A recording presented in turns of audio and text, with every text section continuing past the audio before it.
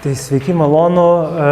Esu chemikas, truputį iš kitokio medžio iškritęs negu dauguma iš jūsų, bet įsivaizduoju, kad dauguma nėra taip kaip standartinis statybininkas, kuris naudoja daug ir naujų medžiagų ir tada susiduria automatiškai su pavojingom. Jūsų galbūt darbo specifikoje jų yra mažiau, bet ieškodami techninių sprendimų garantuotai susidurėt. Čia galima tuo net nebejoti. Dirbu Baltijos aplinkos forume cheminių medžiagų specialistų ir papasakosiu būtent apie šitą sritį, tai yra cheminių medžiagų statybinėse medžiagose problematika. Tai kodėl statyboje naudojamų cheminių medžiagų tema yra svarbi, šiais laikais dabar kalba apie ten žalumo įvairias tematikas, apie žiedinę ekonomiką, klimatą, bet kas liečia statybą, cheminių medžiagų sritis nėra pakankamai aktualizuojama, o iš tikrųjų tai mes pastatuose praleidžiam labai didelę dalį savo gyvenimo, europiečiai praleidžia 90%, oficiali statistika, norisi tikėti, kad lietuviai praleidžia mažiau, pavyzdžiui, nuo 80-85% tūnom gal, o gal kai kas dar mažiau, kas yra labai gerai.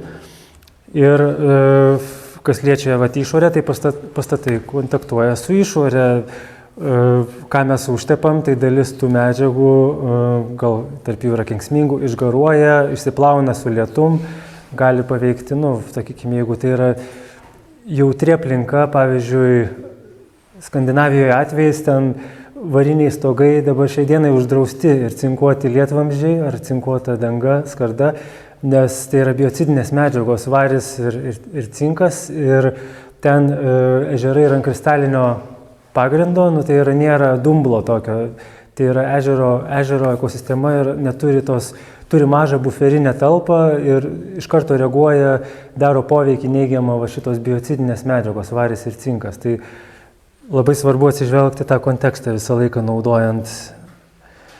Dabar truputį panuobodinsiu jūs, kad įsivažiuotume, į šitą temą, tai truputį su savokom, cheminė medžiaga kas yra. Tai arba elementas cheminis, arba cheminių elementų junginys. Toliau bus naudojama cheminių medžiagų mišinys, kas tai yra. Tai beveik visi produktai, kuriuos naudojame statyboje, yra cheminių medžiagų mišiniai. Tai pavyzdžiui, kas galėtų būti? Šampūnas, pavyzdžiui, dažai, ten, dar kas nors, pavyzdžiui, white spiritas yra mišinys. O cheminė medžiaga, pavyzdžiui, būtų, vanduo, acetonas, tai grynas junginys. Gaminys, dauguma statybinių medžiagų yra gaminiai, tai, sakykime, pavyzdžiui, impregnuota mediena jau skaitytųsi gaminiu, arba ten kokie nors stalviršis ten, arba dar kažkas. Tai, įvardyjama apibrėžimas toks yra, kad tai yra daiktas, kuris gaminamas įgijo konkrečią formą ar struktūrą labiau nulemenčią jo naudojimo paskirtį, nei jo cheminė sudėtis. Toliau žaliava, tai būtų žaliavinė mediena, pavyzdžiui, ar pavyzdžiui kalkės, su kuo Saulius daug dirba ir kiti, manau. O kas yra chemikalai, tai yra, nėra tokio apibrėžimo, tai buitinis apibrėžimas, nors mėgstam vartoti kiekvieną žodį chemikalai. Ir turbūt skirtingai įsivaizduojam, kas tos pavojingos medžiagos. Vieni gal mato vizualiai buteliukai kažkokie išnyra, kiti mato statines, kiti įsivaizduoja pramoninius sandėlius ar toksiškus logotipus. O iš tikrųjų tai medžiagos, kurių bent viena savybė kelia pavojų. Tai pavyzdžiui, benzinas degus, ten druska, ten gali būti dirginanti, jeigu mes įkvepiam dulkes. Kitos medžiagos gali turėti daug tų savybių. Tai klasifikuojama pagal CLP reglamentą, kaip fizinis pavojus, tai yra sprogi medžiaga, degi oksiduojanti ir taip toliau. Tada gali turėti ūminį pavojus sveikatai, kaip ūminis toksiškumas. Pavyzdžiui, netyčia įkvepiam ar prarijam ir iš karto jaučiam tą poveikį. Gali turėti neigiamą poveikį aplinkai, ūminį arba lėtinį poveikį vienam arba daugiau aplinkos komponentų. Ir čia yra labai daug tokių medžiagų, tik tai mes mažiau tai apčiuopiam, nes nedaro tiesioginio poveikio mums. Bet čia vienareikšmiškai labai svarbu, nes nenorim užteršti. Šiais laikais labai gerai nenaudojam švininių dažų, su švino pigmentais ir daug kitų dalykų nebenaudojam, DDT nenaudojam. Ir yra lėtinis neigiamas poveikis sveikatai. Tai čia yra tas klastingiausias dalykas, kadangi iškart mes poveikio nepajaučiame, bet tai sudaro tą tokį krūvį organizmui, kuris gali, pavyzdžiui, po 30 metų pasireikšti kaip lėtinės ligos, ten vėžys, diabetas, nutukimas ir taip toliau.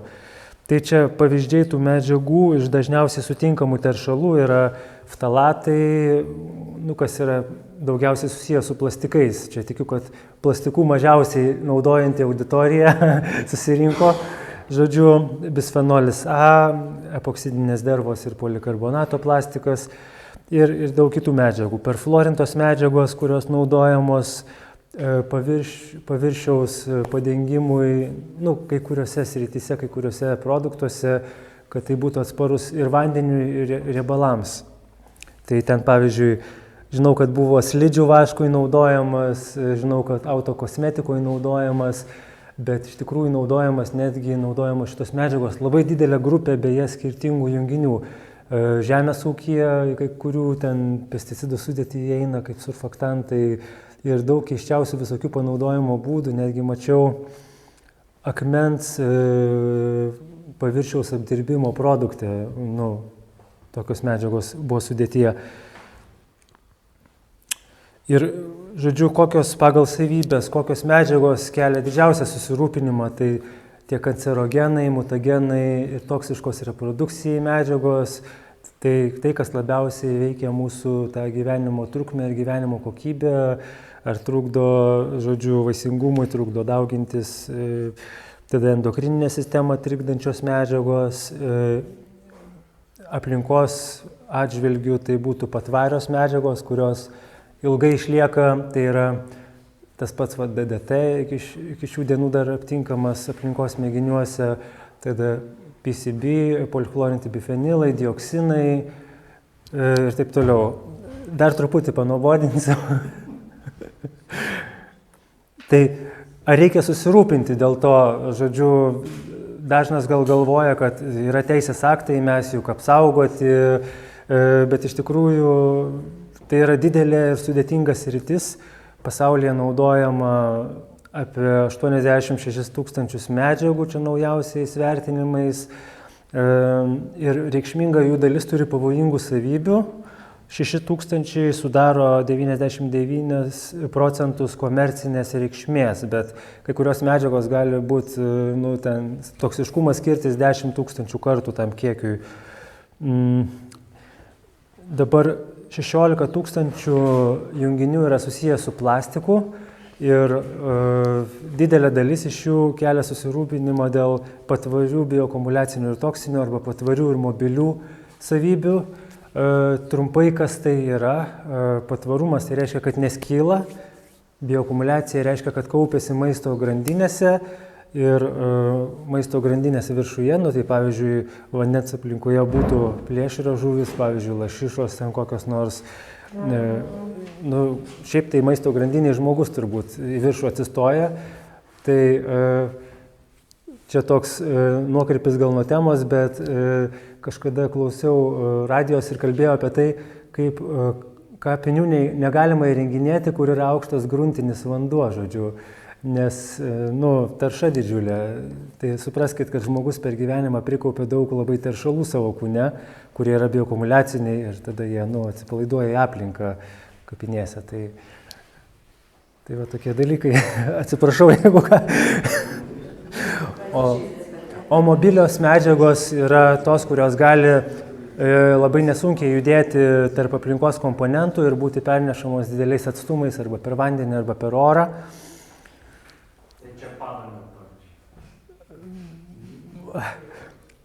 Jo, ne, tai būtų tam tikri... Pamiškės lengvai pernešamas. per orą tik nepernešamas. Žodžiu, tam tikri šitie perfluorintos medžiagos, tam tikros gali būti mobilios polibromintos medžiagos, kas naudojama kaip antipirenai, irgi gali būti mobilios. O kas liečia tuos su plastiku susijusias cheminės medžiagas, tai 2/3 net jų neturi informacijos apie pavojingumą. Ir čia irgi šių metų duomenimis. Tai paneigiant tą teiginį, kad teisės aktai apsaugo, tai yra ilgai užtrunkantis, cheminių medžiagų ribojimas ir ilgai užtrunkantis teisėkūros procesas. Ir nors jau REACH yra pagrindinis Europos Sąjungos teisės aktas, dirbantis su cheminių medžiagų sritimi, ribojantis ir taip toliau, tai nors jau yra didelė dalis pačių pavojingiausių medžiagų uždrausta, tai yra virš 2000 junginių, bet jų vis atsiranda, kai gaunam naujų mokslinių duomenų, jų vis atsiranda daugiau. Tai teisėkūra turi nuolatos dirbti, suktis ir taip toliau. Ir tai dar daug kitų medžiagų yra ribojimo procese. Toliau, kuo giliau į mišką, tuo daugiau medžių, tai niekada nesam veikiami vienos cheminės medžiagos, o jos tyriamos pavienių jų poveikis. Mes esam tyriami cheminių medžiagų kokteilio ir dėl to galima teikti, kad nėra saugios ribos, nes mes nežinom, kaip sinergiškai tos medžiagos veiks kartu ir kokį poveikį tai turės. Ir čia toks medicininis labai piešinys jau apie tai. Ir tada matom tokias antraštės, kad blogėja žmogaus reprodukcija, šiek tiek spauda ir kalba šiai dienai jau, kad ftalatai, pavyzdžiui, mažina vaisingumą ir tada tampa vis svarbu kur prie etikečių stovi ilgiausiai, renkasi valandą kažkokią medžiagą, pavyzdžiui.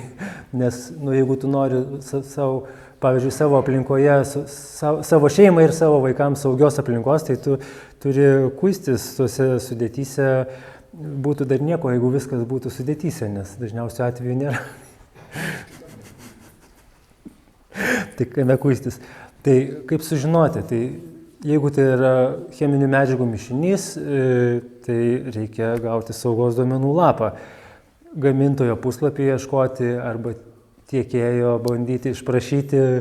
Aišku, jie visi nenori staigiai sureaguoti ir visą tai apsunkina procesą.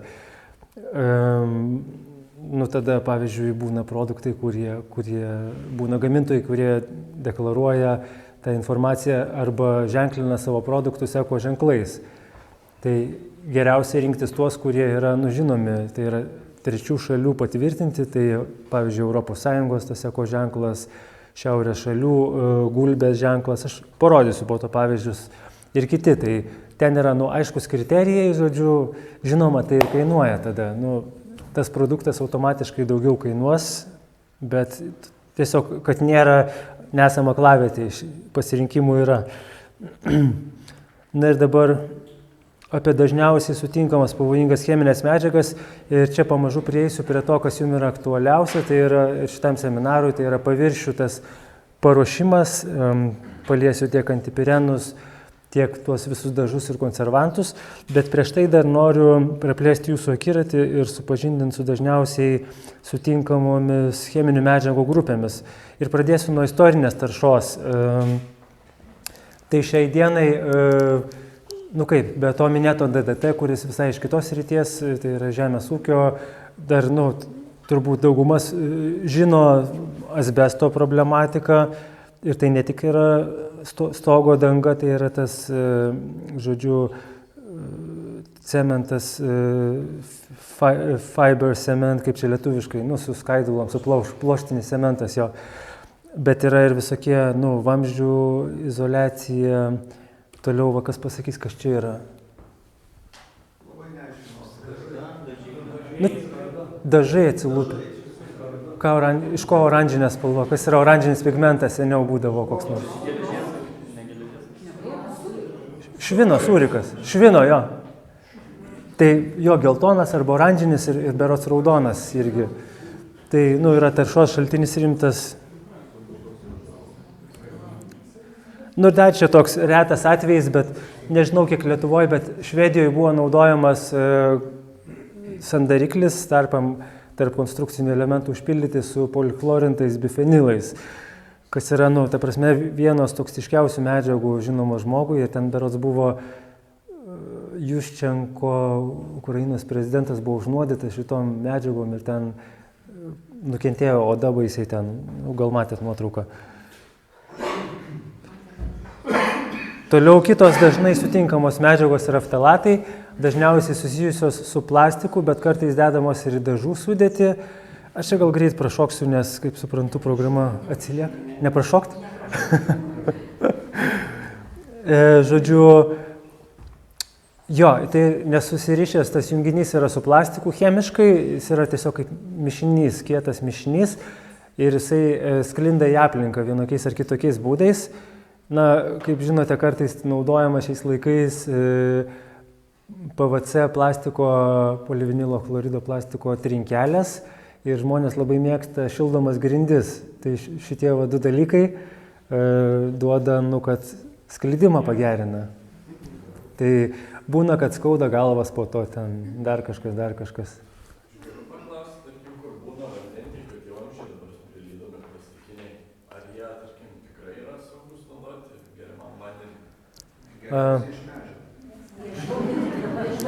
Šiaip tai dabar šiek tiek dabar gamintojai atsižvelgia ir ftalatai jau tapę blogos reputacijos ir dabar prikurta naujų tų plastifikatorių, kurie yra teigiama, kad mažiau pavojingi, ir tarsi taip, bet netgi būna rašo phthalate free, tai yra be ftalatų ant tų vamzdžių.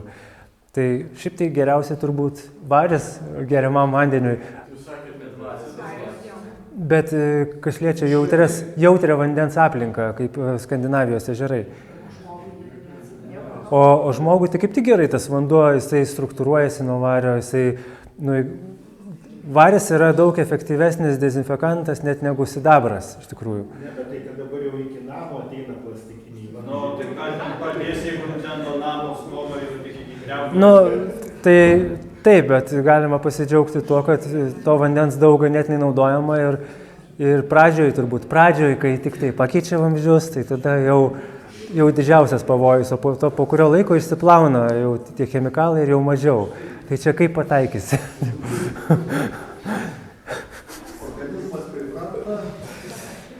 Jo, tai ką žinau, filtruot anglies filtrai, virint, nežinau. Jo. Taip, toliau, nežinau, ar virinimas padeda, turbūt ne. Toliau, kur dar aptinkama sintetiniam linoleume, tai PVC visam plastikė būna PVC stogo membranos, šiuolaikinėje statyboje naudojamos, laidai yra iš PVC plastiko, kilimai turi tą pagrindą, kai kuriais atvejais iš PVC. Jeigu tai sintetinis kilimas,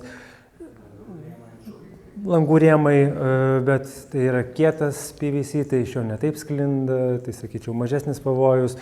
Blogiausias tai yra minkštas PVC plastikas, kaip kad šlepetės arba tas žaislas. Taip, vaikų žaislai, ypač seni žaislai, nelaikykit senų žaislų. Oi, patikėkit. Kolegos švedai darė tyrimus, tai senuose žaisluose labai daug tų ir jis atsipalaiduoja tas teršalas, žodžiu, labiau sklinda, jis būna net lipnus tampa tas žaislas. Tai atsisakykit ir ne į šiukšlių dėžę, o į pavojingas atliekas.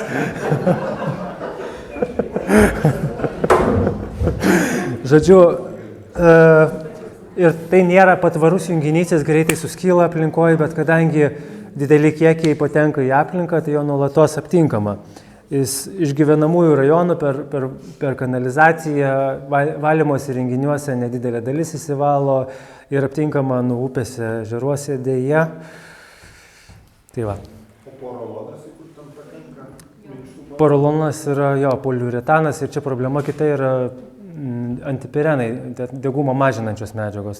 Tai apie jas pakomentuosiu. O apie poliuretanus kalbėsim? Nes šitai aktualu šiltinimo medžiagos. Biškai pakalbėsiu. Yra skaidrė, taip.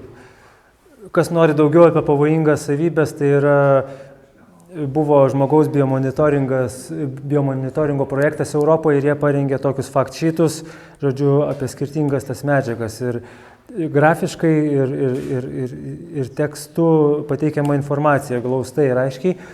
Toliau kita grupė yra bisfenolis, daugiausiai susijęs su plastiku, pagrindė polikarbonatas ir epoksidinės dervos, bet ir vienkartiniuose buteliukuose, plastikiniuose, tai yra poliesterio. Skardinėse maisto ir tada polikarbonatinės stogo dangos būna. Dengia skardą poliesteriu dažai.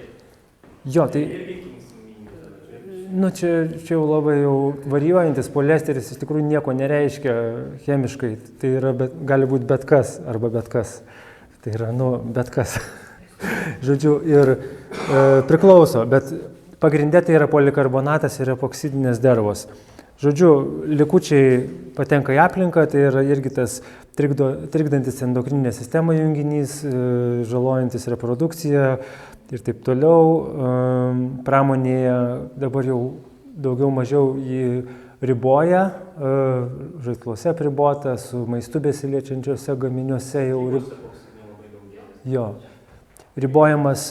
Ir žodžiu, jeigu tą bisfenolį A, BPA apribotų, tai yra kitų ten tų bisfenolių, F, S, A, F, abėcėlė, žodžiu, visa ir pramonė sėkmingai keičia ir rašo BPA free, bet tai nereiškia nieko, nes tada yra BPS, BPF, BPB ir visur, kur tik įmanoma, naudojama klasta. Toks tas pasaulis.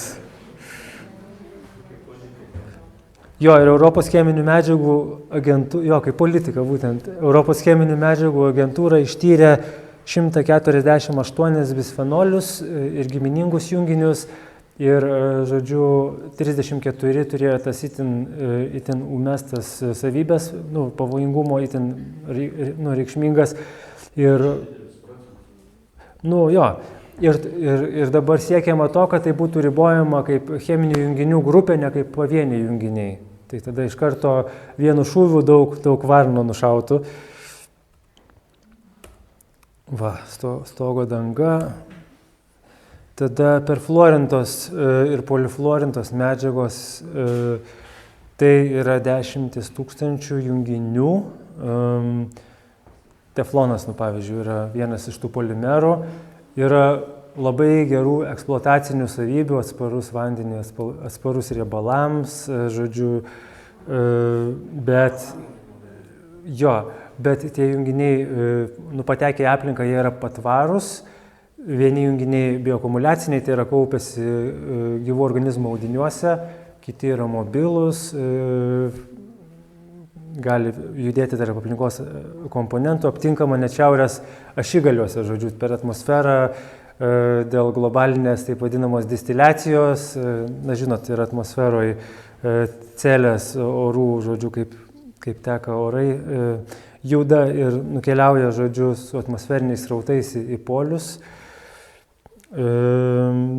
Vadinami amžiniai chemikalai ir toksiškos reprodukcijai trikdančios endokrininę sistemą savybės aptinkama tekstilės gaminiuose, tai yra vandeniui atspariuose, ypač balduose, paviršius būna apdirbtas, kilimai turi šitų, nežinau, turbūt daugiausiai sintetiniai, bet nenustepčiau, jeigu kai kurie natūralūs, žodžiu, būtų apdorojami tuo, gali tai būti.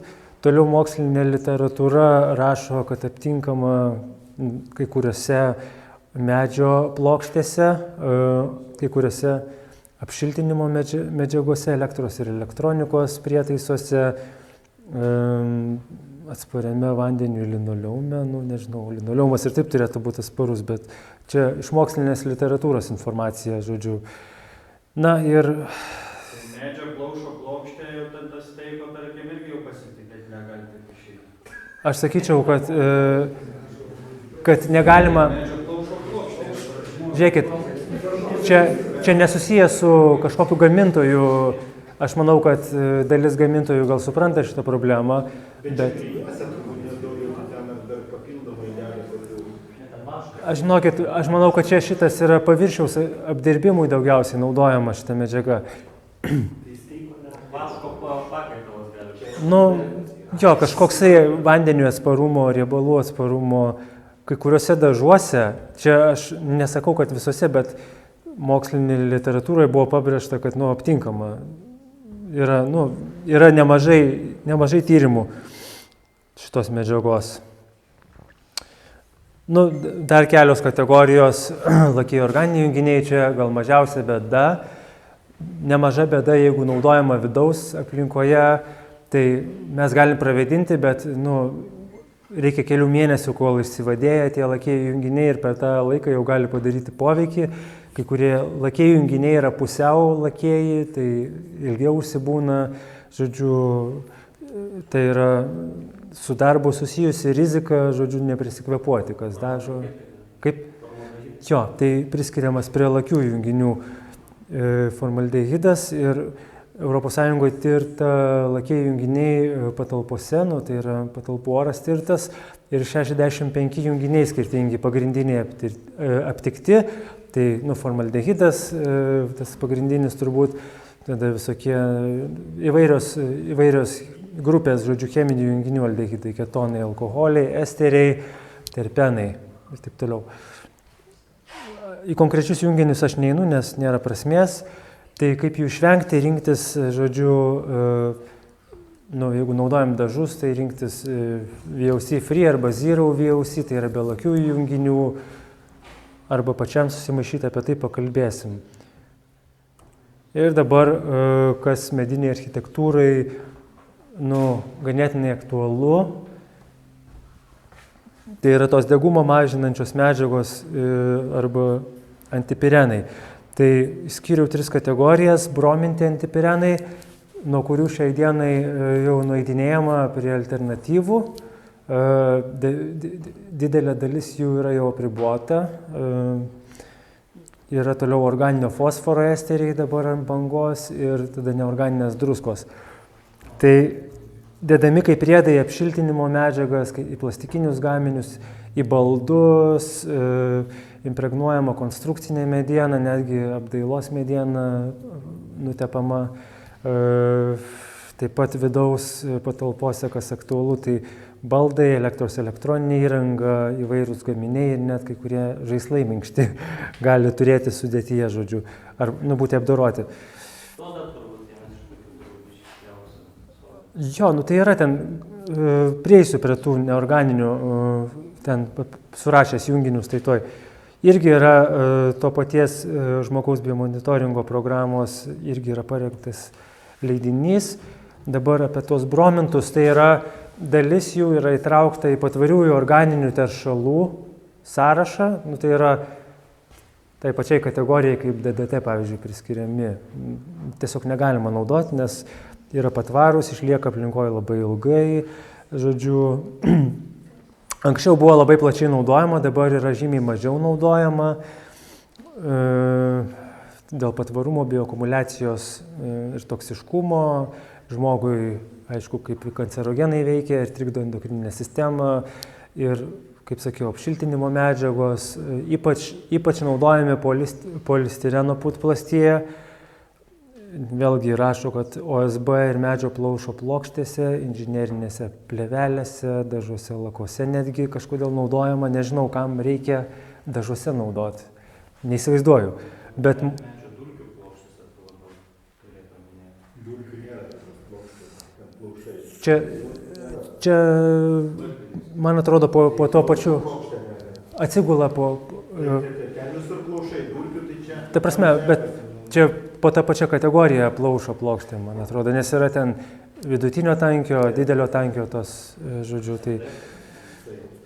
Nu ir taip toliau. Ir, pavyzdžiui, plastikas su polibrominto medžiagom ar kitom, ar perfluorintom, tokį perdirbus, užsiteršia perdirbimo ciklas ir jau perdirbtus gaminius nusipirkę, džiaugdamiesi, kokį čia ekologišką, kam aktualu, nusipirkau, tai pavyzdžiui, jau turės tų medžiagų iš tų pirminių, iš tų ankstesnių gaminių, kurie buvo perdirbti, žodžiu. Tai kas trukdo perdirbimui pagrindė Europos Sąjungoje ir pasaulyje, tai yra cheminių medžiagų tarša, kurių neįmanoma pašalinti, žodžiu. Kaupiasi dulkėse, aptinkami aplinkoje, tada šitie yra kita grupė organinio fosforo, jie naudojami kaip alternatyva, turi dar kitokių funkcijų, kaip plastifikatoriai. Ir irgi ilgainiui atsiduria aplinkoje, tiek atmosferoje, tiek vandenyje. Ir taip toliau kaupiasi dulkėse. Ir sąlyginai nauja ir mažai ištirta, žodžiu, grupė teršalų. Tai irgi plastikas, apšiltinimas, baldai, tekstilė, elektros ir elektronikos įranga. Dabar irgi dauguma jų pasižymė tokiu pačiu poveikiu, panašiu, dėl to, kad tai yra pats pavojingiausias poveikis ir dėl to šitos medžiagos yra pavojingos, nes tai yra toksiški reprodukcijai, neigiamai veikia vystymasi, sukelia vėžį, trikdo endokrininę sistemą, neurotoksiškumas ir taip pat yra patvarus arba pusiau patvarus aplinkoje, bioakumuliatyvūs, toksiški. Irgi su dulkėmis, per kontaktą su oda, įkvėpus su oru. Bet aš atsiprašau, ta kaukolė, tai yra dabar elektroninių cigarečių skystis. Va čia labai įdomus pamislymas, kad mum duoda pramonę, nors, turėtų būti, kaip čia, naudokit kas saugu, bet duoda tokius dalykus. Tai mes turim patys galvoti, dėl to šitą temą. Irgi yra informacijos daugiau apie neigiamą poveikį. Dabar neorganinės druskos, Jo, žinoma. Gal skaidrės po to pasidalinsiu. Neorganinės druskos, tai čia yra geriausias variantas. Steiko, kas čia minėjo, žodžiu, negeriant vieno ar kito gamintojo, bet mačiau medžio plaušo medžio plaušo apšiltinimo medžiagoj, amonio sulfatas kaip antipirenas. Arba fosfatas. Tai čia, gali būti ir kartu naudojami. Tai čia yra kur kas 100 kartų geriau, nes tai yra tiesiog druska, kuri yra praktiškai inertiška, nepavojinga ir nieko nedaro. Tai dar kitos naudojamos: aliuminio hidroksidas, amonio fosfatas, amonio sulfatas, stibio hidroksidas, magnio hidroksidas, boro druskos, neorganiniai fosforo junginiai. Nors tai turi mažesnį pritaikomumą, bet kai kuriais atvejais efektyvu ir naudojama. Žymiai mažesnis pavojus, nesikaupia aplinkoje, neturi tokio neigiamo poveikio. Bet turi neigiamo poveikio. Ar yra apskritai? Čia nuo junginio priklauso, pavyzdžiui, gali būti dirginantis poveikis. Bet čia mizeris palyginus su ten anksčiau vardytais.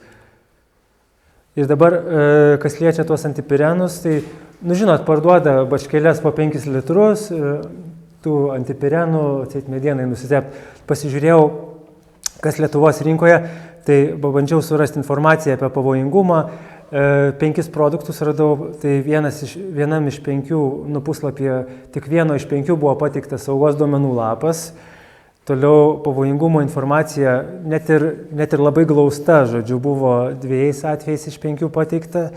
Saugaus naudojimo informacija vienu atveju. Nesakau, kad ten visi tie pavojingi junginiai, produktai. To, kurio buvo SDL, saugos duomenų lapas, tai jisai nepavojingas, neturėjo pavojingumo savybių, veiklioji medžiaga geležies ortofosfatas. Tai gali būti, viskas gerai, likusi dalis vanduo. Tai gali būti tokių produktų, sutinku, tai valio. Žodžiu, kiti, kur buvo pavojingi, tai nebuvo informacijos, nebuvo saugos duomenų lapo. Toliau buvo vienas, kuris pagal aprašymą nepavojingas, bet nėra pagrindžiančios informacijos. Tai irgi pasitikėti, žodžiu, nežinau, ar galima, bet... Europos Sąjungos vieninga sistema, tai šalyse vienodai galioja. Jo, vienareikšmiškai, jeigu nėra saugos duomenų lapo, tai nereiškia, ta prasme, jeigu nepateikia gamintojas, tai yra nutekėjęs, tai nereiškia, kad jo nėra, bet jeigu gamintojas atsako, kad nėra, nes nepavojingas, tai okei, gali būti, nes jeigu nepavojingas, tai nėra prievolės. Gerai, kita kategorija, jum gal viena reikšmingiausių medžio meistrų, architektų, restauratorių, tai tos biocidinės medžiagos. Konservantai yra viena iš biocidinių medžiagų kategorijų, kurios apsaugo nuo mikrobiologinio poveikio, tada visokie cidai prasideda, algicidai, insekticidai, žodžiu. Tada yra konservantai dėl dviejų priežasčių, pavyzdžiui, dažams naudojami, kad nesurūktų skardinėje, tai yra, kol skystas tas produktas ir po to jau nutepus, kad nesupelytų plėvelė, dažų plėvelė, jeigu gauna drėgmės.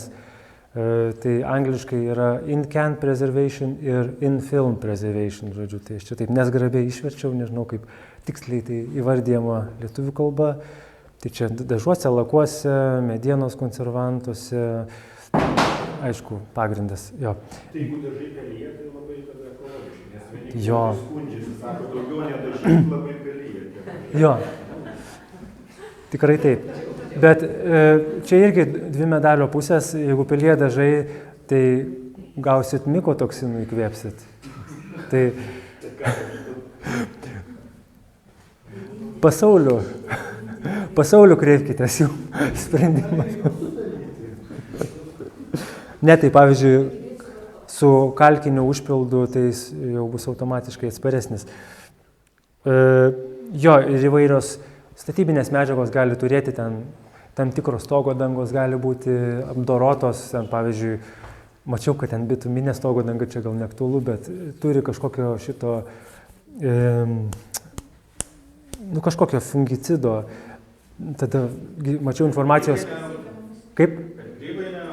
Jo, mačiau informacijos, kad net čerpės gali būti apdorojamos, žodžiu, nuo samanų ir kerpių, žodžiu.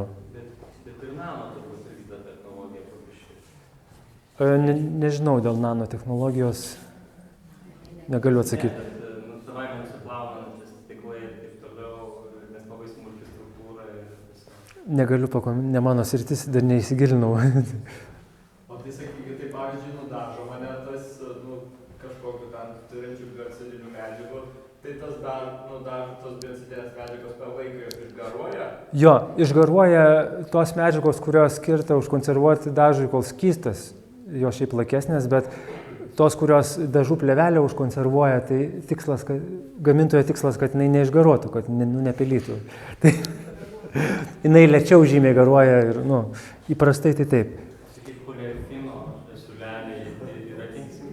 Čia polimeras, tai jisai nėra kenksmingas kažkaip. Yra beveik visiems dažam aktualu yra, tai ilgainiui sudulėti tampa mikroplastikų. Ir tų biocidinių medžiagų yra be galo daug ten, komerciškai svarbių yra arti 50 turbūt junginių. Ir jos pasižymi įvairiausiam savybėm, ten populiariausia grupė yra tie izotiazolinonai. Ir jos alergizuojančios ir jautrinančios odą yra. Tai dar netoks blogas poveikis, bet kas jautrus alergijom, kas jautrus, žodžiu, ir turi alergijų, tai gali būti šitas, labai neigiamas aspektas. Yra baisesnių žymiai, yra vėžį sukeliančių, mutageniškų, toksiškų reprodukcijai ir endokrininę sistemą trikdančių medžiagų, bet ne visos jos tokios pavojingos, vienos yra blogesnės, kitos netokios blogos. Apie tos konservantus, žodžiu, galite pasiskaityti. Yra labai neblogas vokiečių darbų saugos ir sveikatos agentūros, žodžiu, ten leidinys, kur apžvelgiami tie biocidinės tos medžiagos, žodžiu, naudojamos dažuose ir kitose dangose. Ir čia yra nuoroda, gavę skaidrės galėsit atsidaryti. Ir ten, taip tiesiog, ta sudėtis dažų, tipiška dažų sudėtis, tai kas įeina, vandens pagrindo, čia tai vanduo, toliau tirštikliai visokie paskirstančios medžiagos, pH reguliuojančios medžiagos, tada pigmentai, tie tada užpildai kaip silicio dioksidas ar silikatai arba kalcio karbonatas, tada polimerai, kurie sudaro tą plėvelę, ryšikliai, putojimą mažinančios medžiagos, visokios pagalbinės medžiagos, kurios padeda sudaryti plėvelę, tirštikliai ir tada šitie konservantai. Ten yra daugiau informacijos, kam įdomu, tos plonybės galėsite pasiskaityti. Jo, ir tada yra, nežinau kodėl Lietuvoje taip stipriai reklamuojami, medienos konservantai, vos net iki tokio lygio, kad žmonės vietoj dažų namui naudoja pakartotinai. Kažkokia mada čia yra, gal kas gali pakomentuoti? O pavyzdį kažkokį, nes mes konservantas. Ne, ten pavyzdžiui tas Pinoteksas. Tai iš kur čia tokia mada, nes... Bet šiaip tai užtenka vieną kartą nutepi tą ir medis. Pinoteksą, ne, kasmet turite. Kasmet?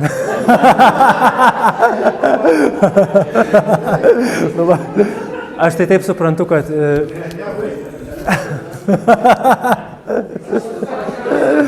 Man įdomu. Gerai, perdėjau, ten sienas kas 2 metus, bet jis išblunka. Jo, bet turiu omeny, jeigu yra horizontalus paviršius, kaip terasos, tai tada taip, kadangi kaupiasi vanduo. Siena irgi, žinokit, pamirškit 5-7 metus nelaiko tikrai. Su gerais labai paruošimais iki 3 metų. Bet jeigu nutepi tuo konservantu ir uždažai, tai tada užtenka vėl tik tai perdažyti, ar neužtenka? Jie reklamuoja, kad nereikia. Tai jie Ir tada tu dažai kas 2-3 metus. Bet aš kažkaip, nežinau, sodyboje ten senelio lentelių kažką dariau, tuo Pinoteksu nuteptas, tai pačiupinėjai po to rankas niešti kažkaip, tai kasytis. Tai va turim atstovą.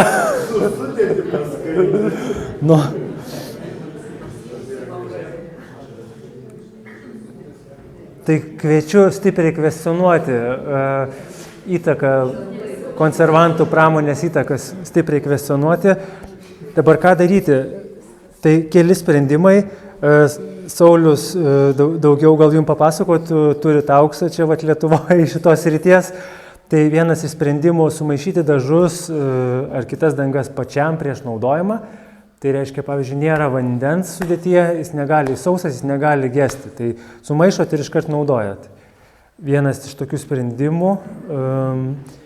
Tada pirkti ekologinių ženklų, paženklintas priemonės. Yra tie pavyzdžiai, Mėlynojo angelo, Europos Sąjungos ir Šiaurės šalių gulbės ženklas.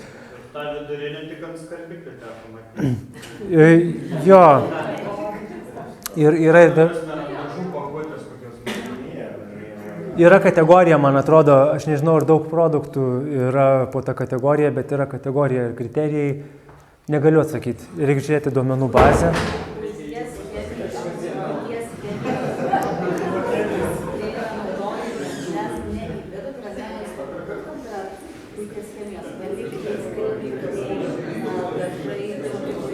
Jo, aš galiu pasakyti, yra labai daug kategorijų ir dėmesio.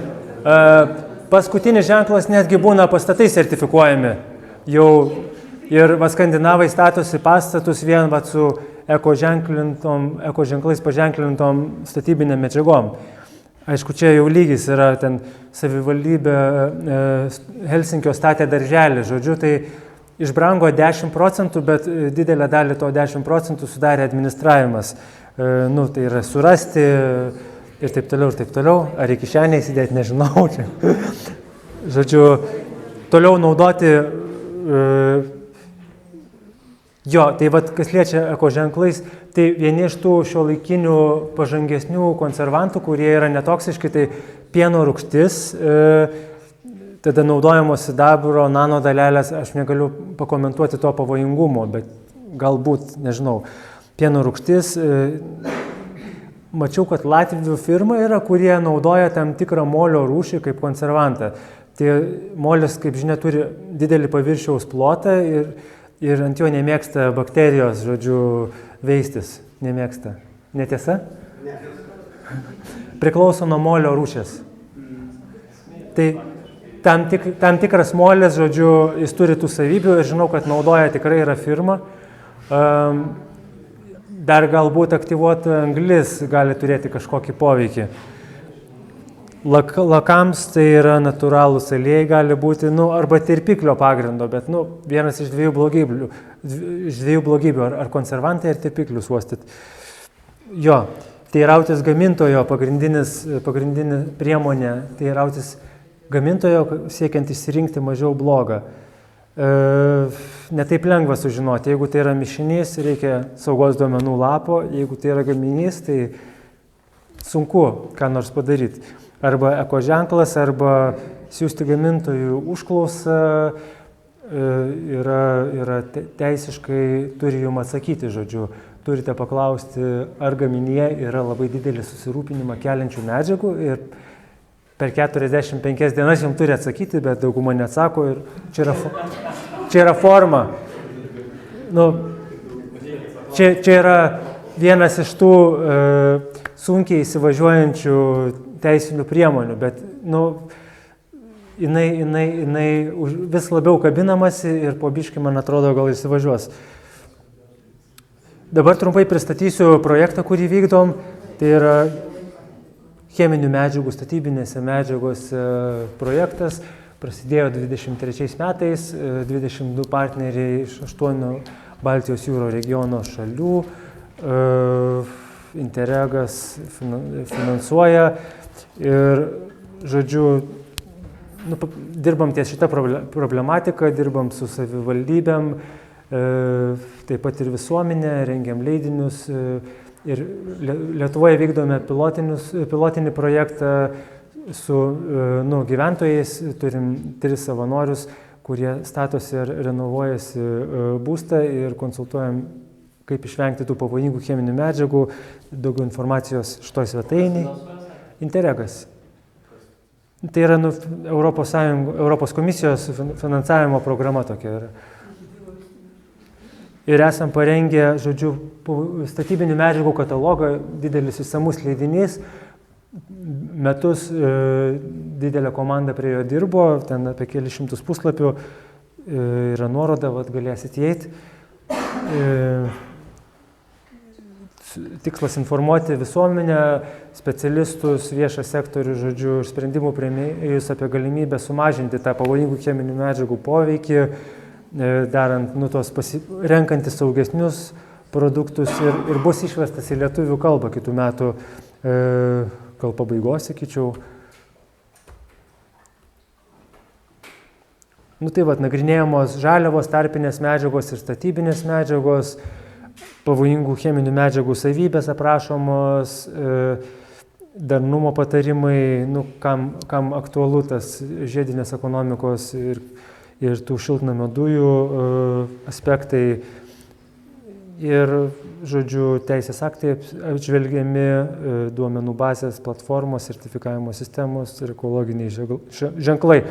Tai greitai prabėgsiu, kaip pavyzdys, pavyzdžiui, aptariama impregnuota mediena, daug tų medžiagų ten aptariama, dažai aptariami su visom kategorijom, tarp jų ir poliuretaniniai yra, kaip klausia, tai yra dvikomponenčiai, pavyzdžiui, poliuretaniniai dažai.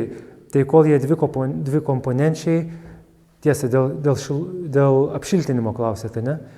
Tai kol tai yra dvikomponentis dalykas, tai jis yra pavojingas daug labiau, negu po to, kai jis sureaguoja, nes yra vėžį sukeliančių medžiagų, izocianatų. Būna viena komponenčiai, kurie reaguodami su oru suformuoja tas putas, žodžiu. Tai siūlyčiau vengti dvikomponenčių, rinktis, jeigu atsakant jūsų klausimą.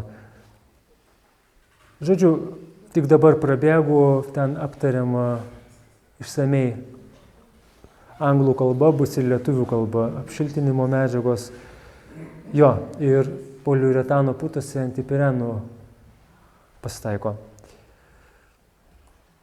Nu ir čia pamyslimui paskutinė skaidrė. Endokrininę sistemą ardančių medžiagų poveikis sveikatai. Europoje monetarinė išraiška buvo nustatyta, kad 163 milijardai, tai kaip pora Lietuvos biudžetų, jeigu neklystų.